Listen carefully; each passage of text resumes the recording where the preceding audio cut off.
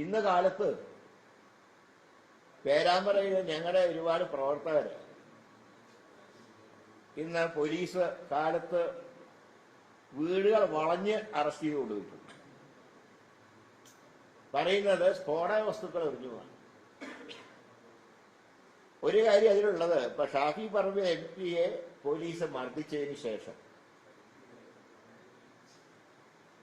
അവരെ rural SP ഒരു കാര്യം പറഞ്ഞു. അദ്ദേഹം പറഞ്ഞു, ഞങ്ങൾ ലാത്തി ചാർജിന് നേതൃത്വം കൊടുത്തിട്ടില്ല.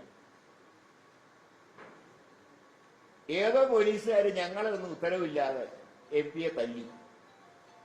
വ്യക്തമായിട്ട് റൂറൽ SP പറഞ്ഞ ഭാഗം.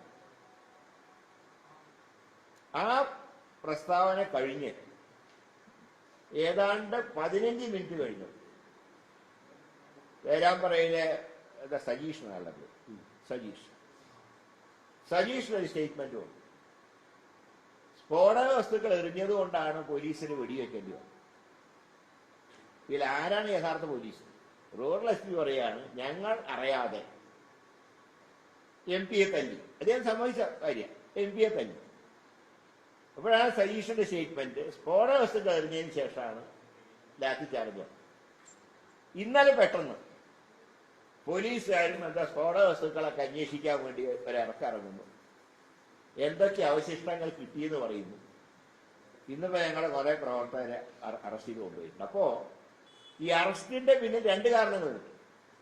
ഒന്ന്, ഇന്ന് ഞങ്ങളുടെ ജാഥ കോഴിക്കോട് പ്രവേശിക്കുകയാണ്, ഇത് പൊളിക്കാനുള്ള ഒരു ശ്രമം. 2,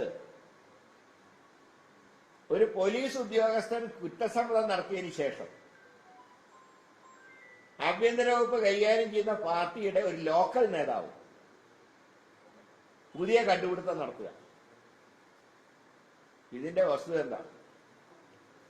ഞങ്ങൾ അതുകൊണ്ടാണ് പറയും, ഇതിനെക്കുറിച്ച് സമഗ്രമായൊരു അന്വേഷണം നടത്തണം എന്ന് ഞങ്ങൾ പറയാൻ കാരണം, ഈ